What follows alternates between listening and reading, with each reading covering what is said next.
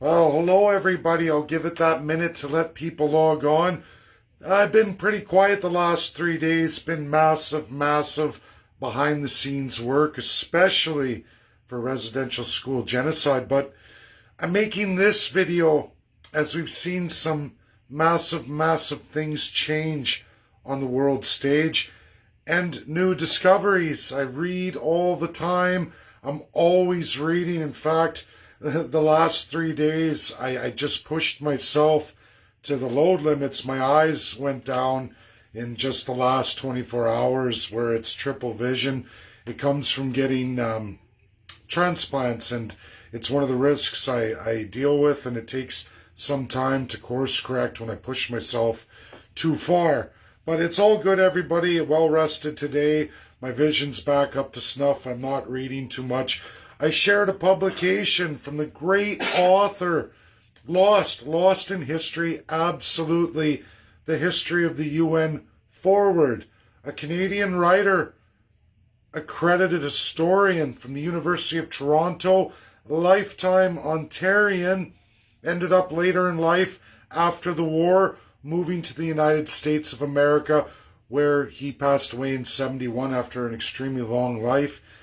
1884 he was born, and it's just a pleasure read. Found by the love of my life, Tina Maravich, something I kind of stepped over, as sometimes you can be fooled by just the title of a book. The title of a book can do everything. This writer, Canadian born, raised, went to the University of Oxford. I go through his readings, and all the way through the 20s, all the way through to post-World War II, and his concepts, his understanding of the Crown, which would lead to him being accused of being a Nazi sympathizer in Halifax, which would see him move to Minnesota and write a great works during World War II, published January of 1946. I've shared it out to a lot of people. It's on my timeline. This, in a little bit of absence of the understanding of Crown customary law, doesn't mess up for Americans and everybody on exactly what Canada is. When you read it, you see Canada's official design. You find out the truth of Prime Minister. Now, publications like this in the United States of America, folks, it's literally 320 million people. Academic publications, literally less than 300. In relation to UK, much smaller population, 66 million, epicenter of the Crown and Crown customary law, 30,000 plus publications. When you go to Russia, you go through all of Russia's lexigalos, guess what you find? Just like USA, very few publications. This is one publisher who's been lost absolutely, because in cometh the UN Charter. This publisher, this writer, this doctorate, a master of his time, way ahead of his time. He was lost after the UN Charter of 1945, put in, cemented in 46, after his works. And then he gets lost to America forever. Thanks to Tina Maravich, this wonderful publication comes front and center for academia, sharing it through academic circles, one by one, emailing it out, getting a lot of friends and followers, people who look at independence, 51st state, autonomy. If you haven't read this awesome piece of literature by a man, folks, in his biography, history, I spent hours chasing it all down because I was completely intrigued with his knowledge. I wanted to know more. And born in Ontario, ended up migrating to the University of Alberta in the 30s under Premier William Aberhart. And he went on to go through the University of Alberta, changing a lot of Alberta's narratives forever inside the Commonwealth.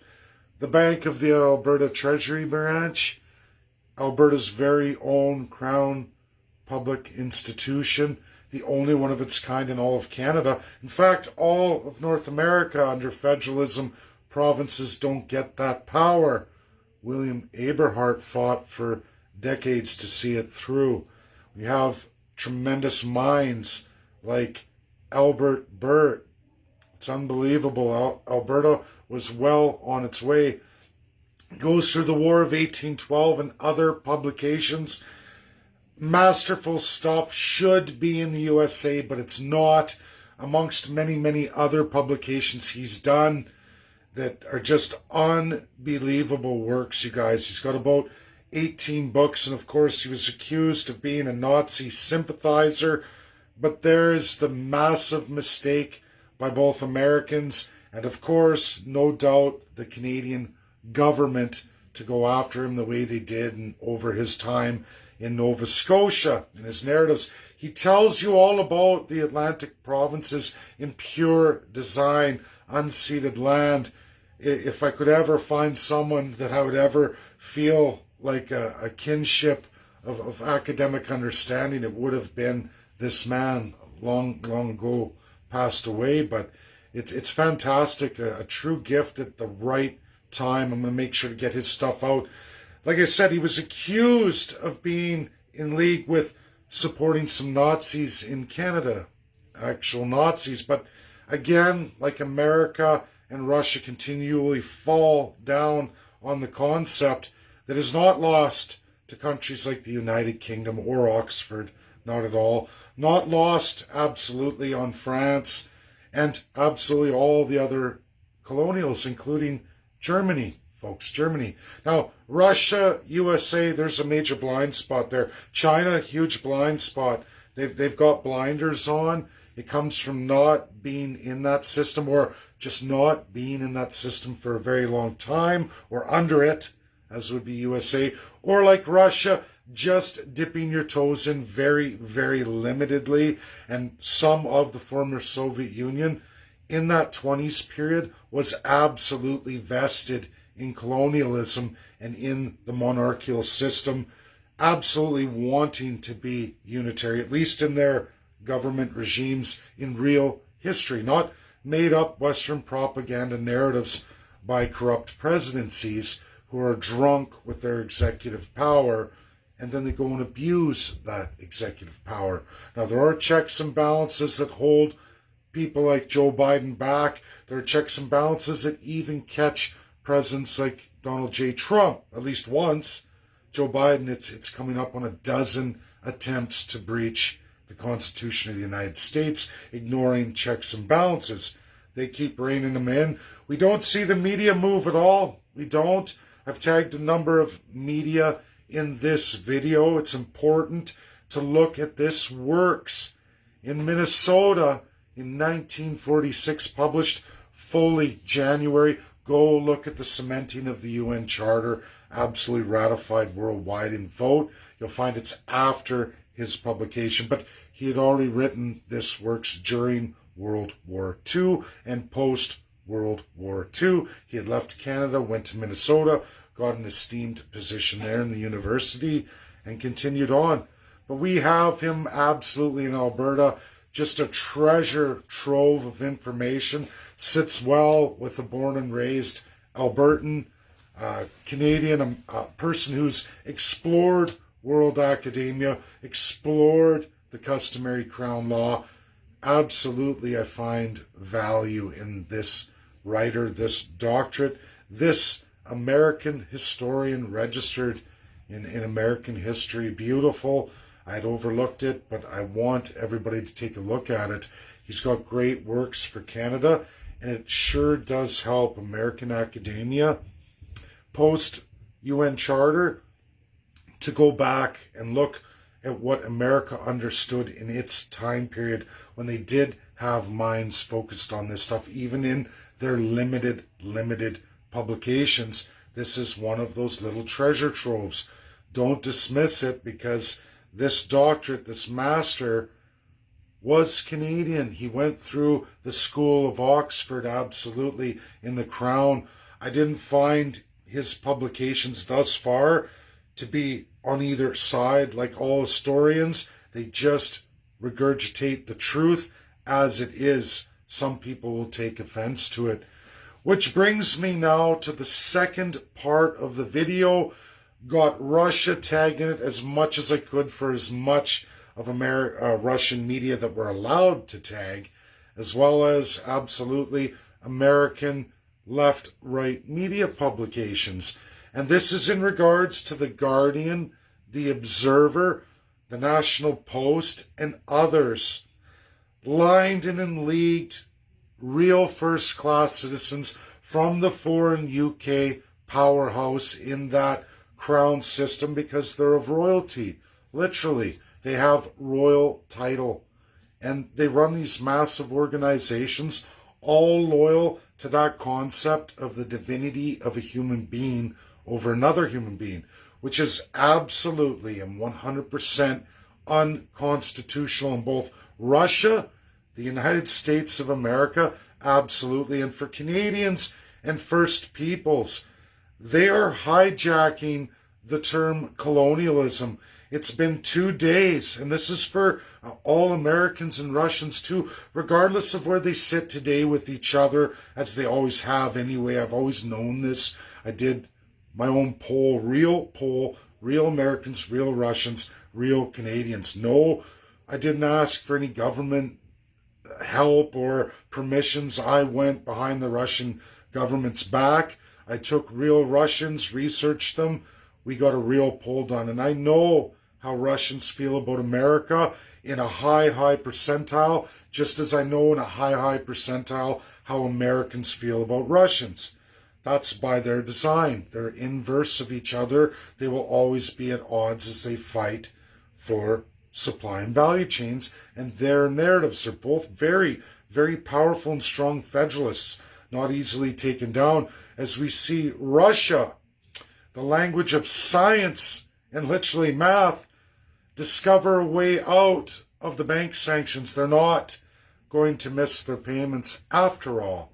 They've neutralized the U.S. Russia is not a minor, small mind. They're academically strong like the United States of America. These two federalist powerhouses never get bested and beat, very rarely. It's why they dominate in so many world stages, and why they are where they are today, and likely will continue for the foreseeable future.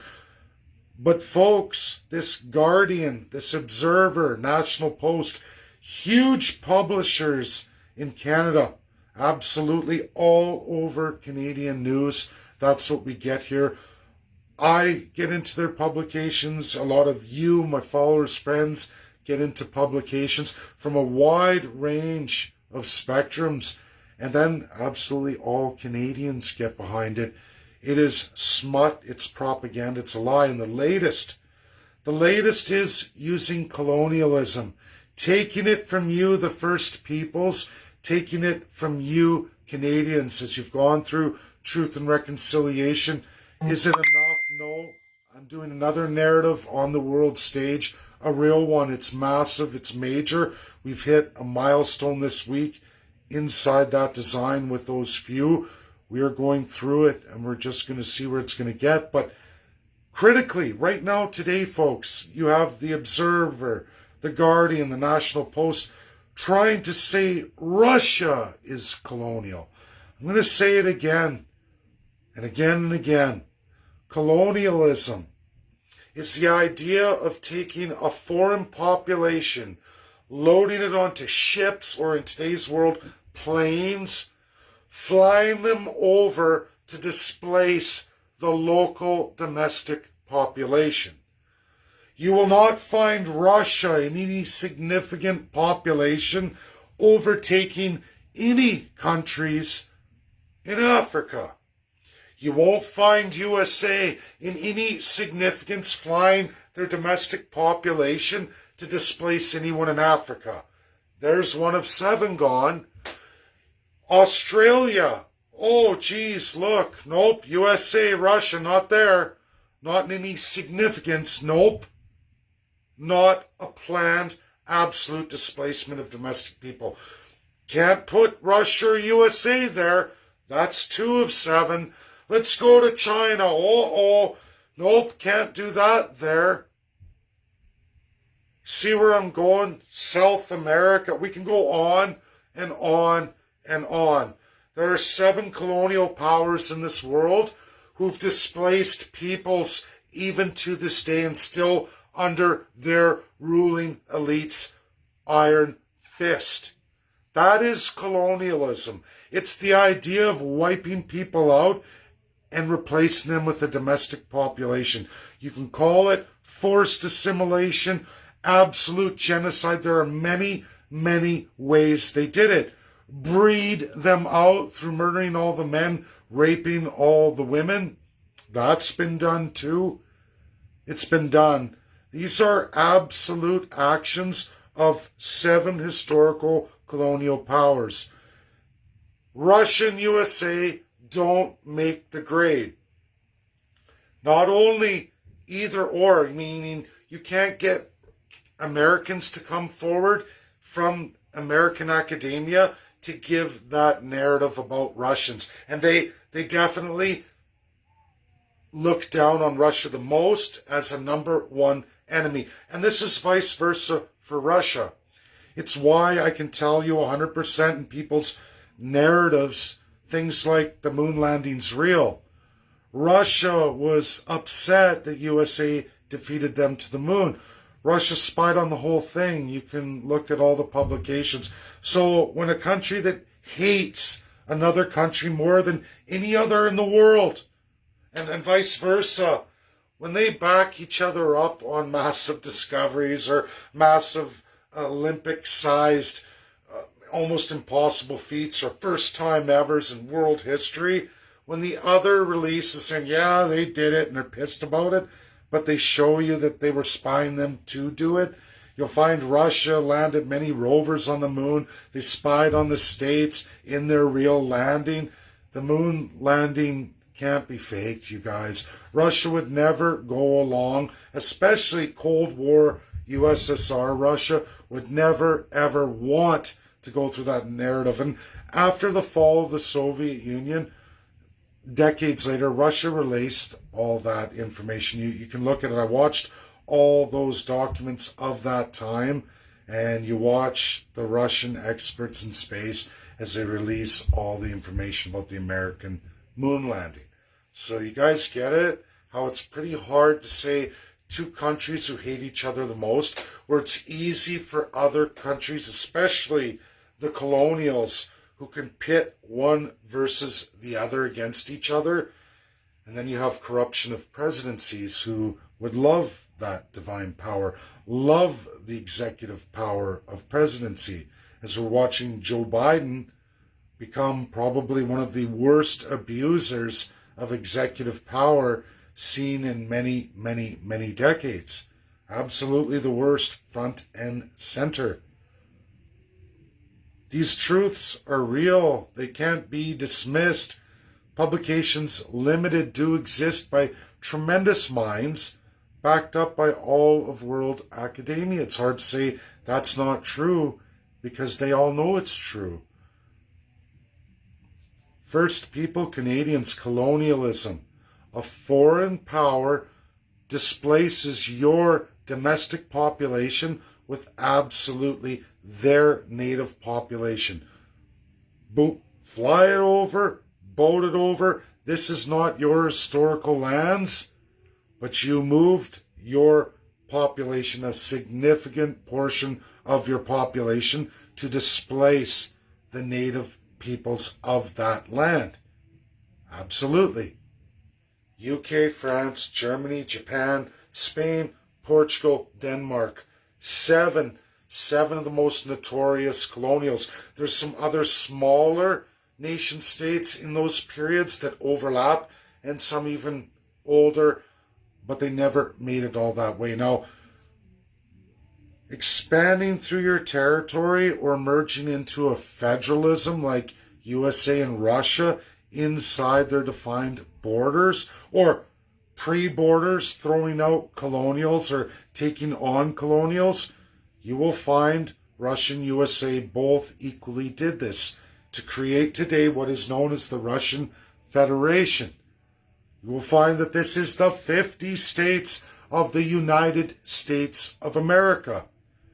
They didn't displace or go into foreign populations.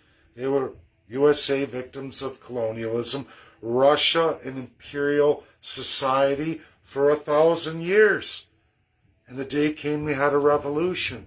And unfortunately, that short-lived 2-year window of a republic, a federalist government republic, a we the people power, was usurped by USSR. And you will see which of the regions of the former Soviet Union had led that. You can look at where Joseph Stalin emerged from. You can look at Ukraine and that narrative of its time. You will learn a heck of a lot. Anyone saying that Ukraine right now is somehow doing the greatest thing ever, you must be some kind of really, really programmable, easy colonial cuck. And I call it a cuck, like a cuckold, a colonial cuckold. Because I'll tell you, their deficit's $7 billion a year for 38 million people. You watch their population from 1991 and UN official reports. Again, reported by the United States of America, their number one enemy from 1991 till today. Now, USA is angry. They're making a fuss. Joe Biden is capitalizing on populism, hoping that the destruction of his legacy and his absolute termination of presidency is somehow salvageable because he's going to use the Americans' will for war, which is always popular in America. And by the way, folks, it's as equally popular in the Soviet Union and the Russian Federation today. They're not so differently designed. And constitutionally, you can see it. You can see it. Russia and USA, dealing with powers like the United Kingdom, countries like Canada, and into Ukraine's current situation, Ukraine has debt slaved to the point of no return. Are you guys ready for this? This massive war, which you've been told in the media, and all the costs, equals exactly what Stephen Harper and Justin Trudeau borrowed against all Canadians and the First Peoples from foreign powers and funds attached absolutely through the UK, even to the USA and other countries. But those are the big ones. Canada borrowed the same amount that Ukraine has now borrowed in this Russian war. We're at the exact same level of absolute weakening of the citizens, meaning there is no path forward for Ukraine in their already corrupt system. Did you all know that going forward now, every month Ukraine is deficit spending $7 billion a month, which before Russia was $7 billion a year. A year. Doesn't take a rocket scientist to figure out there is no viable economic path forward for Ukraine. They are, by all definitions, absolutely financially decimated. That country will never, ever be the same again. Everyone's saying, oh, they're great, they're wonderful. I can show you all the countries who've gone through financial crisis like Ukraine. And you know what? It's always a corrupt crown colonial government. Always.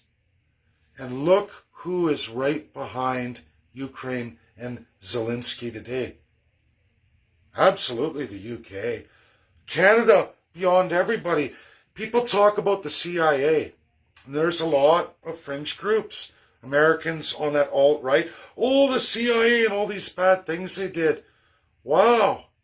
Wow, you've really done your research, because if you had done your research, the Central Intelligence Agency of the United States, a big agency, comes nowhere close to the 38 million Canadian taxpayers And the government of Canada, under both former Harper and now Trudeau, who expanded it, because these colonials expand, blows the CIA out of the water in Ukraine, training and military exercises and all that they've put forward in the Ukraine.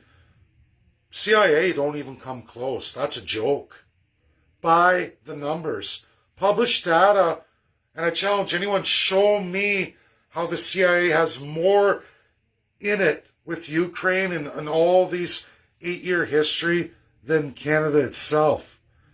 We're 10 times less than USA, but we dumped massive into Ukraine. Now, why do you suppose that is?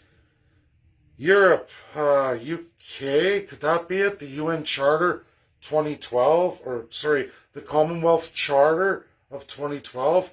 Oh yeah, that's it. That's it. That's where we come into play. Canada being moved around like a chess piece. Your greasy, shitty politicians doing a number on both Russia and USA because they're easy to get at each other.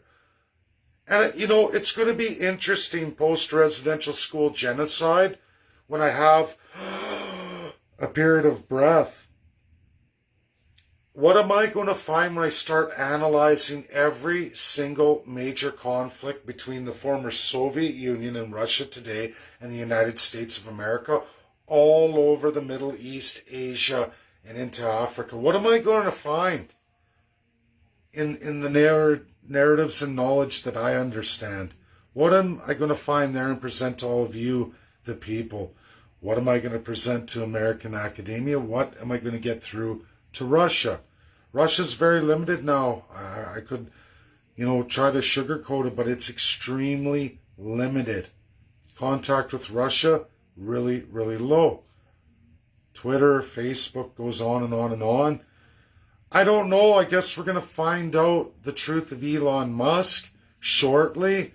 But I want to give another one to the alt-right groups, especially the anti-vaxxers. I was invited a week ago. I'm not slamming anybody. And Danny DeSantis from Toronto invited me. Large group, wanted me to speak about constitutionalism.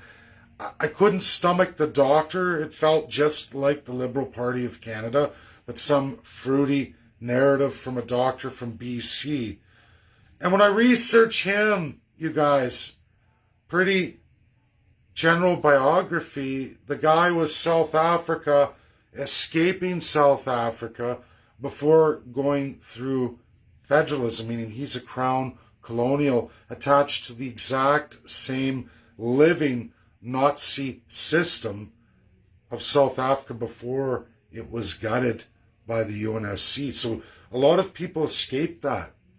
These are what you could interpret as Nazis, living Nazis, but they're not Nazis. They're crown colonial sworn lovers. He's a doctor, and in those narratives of Commonwealth, they absolutely are sworn to the crown, the divinity of a man or woman.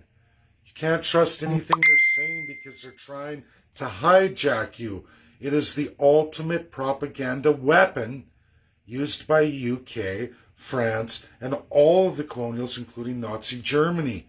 A very powerful tool. It's what took down Burt, the great academic doctorate, Master of Oxford, Master of Canada, Master of Alberta's design in the 30s. That man made Alberta great in its own narrative, utilizing the special powers vested from the Constitution. Alberta was getting there. It's too bad it never materialized, but it's only ever one election away if you get the right person. But this, folks, you have to watch. You have to watch everybody you follow. Who are they? Where do they come from? What is their ticker? Where does their ticker come from? And I can promise you, when you start really looking at some of these people you bring forward, it's a hijack. It's a hijack. Just like The Guardian, National Post, The Observer, hijacking colonial narrative, trying to erase the idea that it's not about displacing a domestic population. That is the definition and staple of colonialism, agreed to in a large percentile by all of world academia. You're going to be hard-pressed to have an academic come forward to repeat these narratives. So when a writer writes opinion and they're allowed to publish in a country like Canada, telling a bullshit story basically, not backed up by the community of experts, in fact, is a low percentile, like the 1%, the wealthy elite 1%. Well, in Canada, that's the first class, the elite, the top of the pyramid. People who believe they're gods over other men and women, the kind of people who believe certain individuals they want to deem are lower, inferior human beings. Sound familiar? They can be socialist and they can be absolutely Nazi. It's an all-in-one in class structure, folks. It's part and parcel. You can still have right and left narratives, but you can get extreme where you get up here in the autocracy of it, and that's where it gets scary, because these individuals believe they're literally gods, superior beings over you. They've learned it through their lives, their family, their childhood. Trudeau, he screams it, he screams it, he screams it. The Liberal Party does. If you've never been to a Liberal Party board, real board meeting in provinces, you'll find a lot of them have foreign accents, specifically from UK. They're doctors. Oh yeah, they're doctors. Sworn first class. And they believe they are superior to all of you. They don't care about their radical ideas. They're selling the Crown narrative, and they're making a ton of money off it. Look how much Canadian doctors making. I'm not attacking all doctors and lawyers here. It's just a lot of people blindly go forward, happy after graduation. Oh, what's this oath I gotta swear? In first year law, I've heard lawyers tell me, in first year law, we tried to question it, but, you have a professor, it's a big room, and, you're kind of put on the spot, you question something like that, and then it's dismissed, and you're kind of put down, and be quiet, we're moving on with the lecture. Nobody ever has an answer for it. Do you think doctors think about it when they got their hat on and they know they're going to be making the money? Oh, yeah, it's just symbolic, It's not symbolic. Your ability to practice law, your ability to be a doctor rests on that. That you will follow that crown, and whatever divine decisions they make, you will respect it or you'll be gone. That takes away all sense of independent judiciary, takes away any sense of we the people at all. Can never have it. It's not bound in our Constitution anyway. Nowhere can it be found. People scream for the charter. I've said it time and time again. In all monarchies, going back to the first ever charter released, the holy grail of it, which I have the expert, American world expert who holds the two copies of it, the Magna Carta, the first charter. And as it was then, like, the story of Robin Hood, who makes the king or queen answer to that charter, or who tells them that they have to enforce it? The answer is nobody. They have the military, they have the police, and they have the king's court, sworn and bound to them. Lawyers bring it up all the time. Why are some judges seemingly with the politicians and some are not? Well, that's easy. Your highest court of Canada, all with the politicians. That's their oath. They're appointed by Governor General, sworn to the Prime Minister, who is officially Canada's king, queen, man or woman, whoever you elect. You are giving them divine rights over you. They decide your justice system. They can flip-flop anytime. Pick up the phone, call Governor General. I don't want that case to be looked at. Reject it. Or, Governor General, I don't want those justices to give an award. You can make a judgment, but you can't give remedy. Or, Governor General, I want them to find and rule this way. Override that. I don't care. Make any excuse. You guys figure it out. Don't rule that way. There's your new Prime Minister precedent. Happened mega times in Canada. Order in council. The secret ministry behind the scenes don't even know who's writing the bills, because I can tell you the dumbbells that we've all elected in place, you look at their educational background, their history, These folks didn't write anything they're presenting in legislation. Legislators? No, somebody's handing it to them. It's a backdoor deal. Somebody in a civil society, a special interest group, usually foreign, wrote that.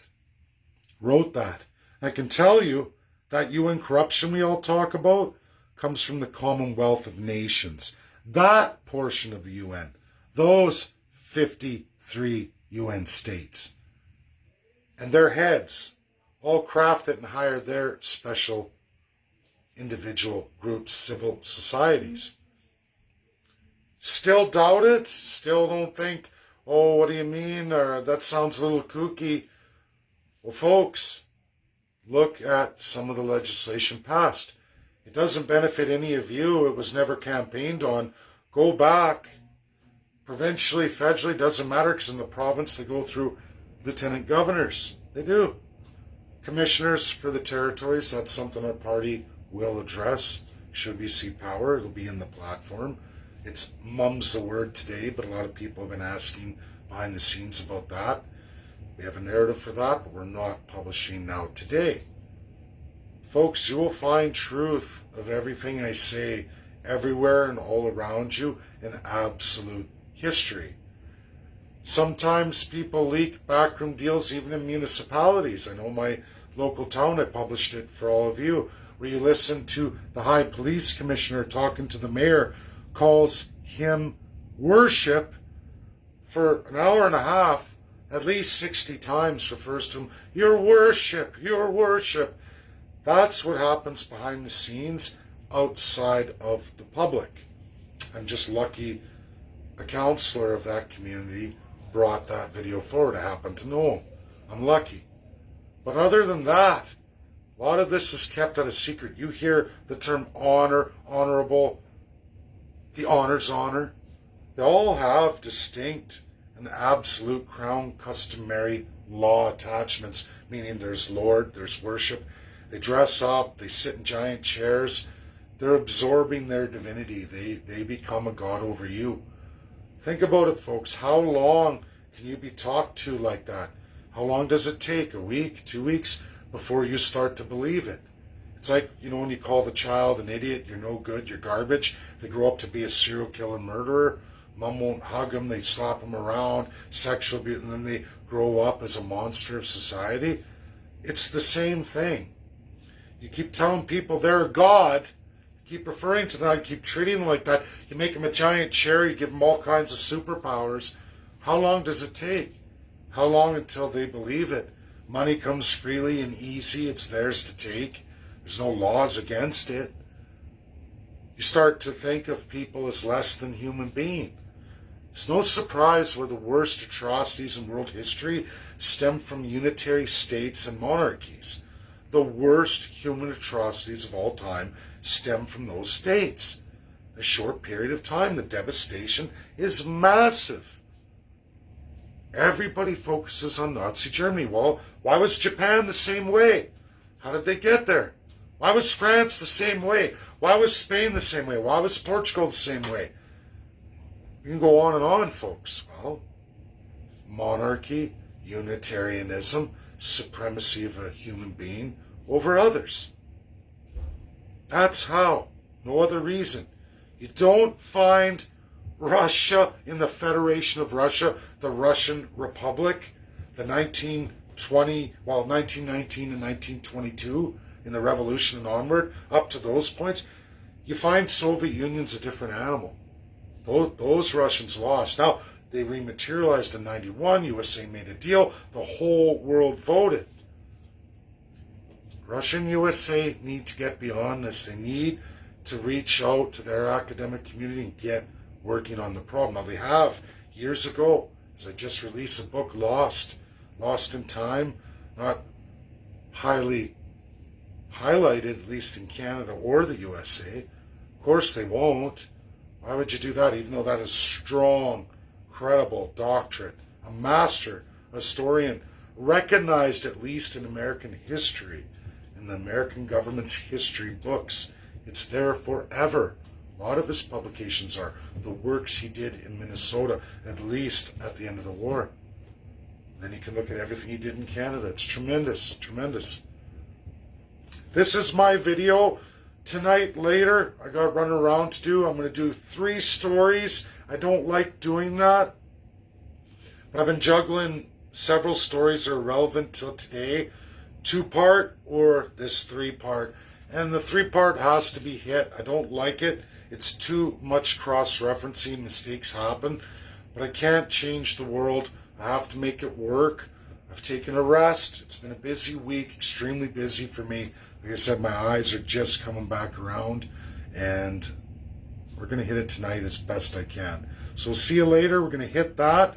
And like I said, it's amazing the group we have together of First Peoples and going forward with children's genocide. Is it fearful, scary? Sure it is, but it's going to get done, folks.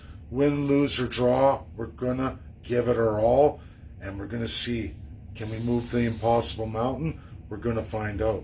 Thanks, everybody. See you later. Bye now.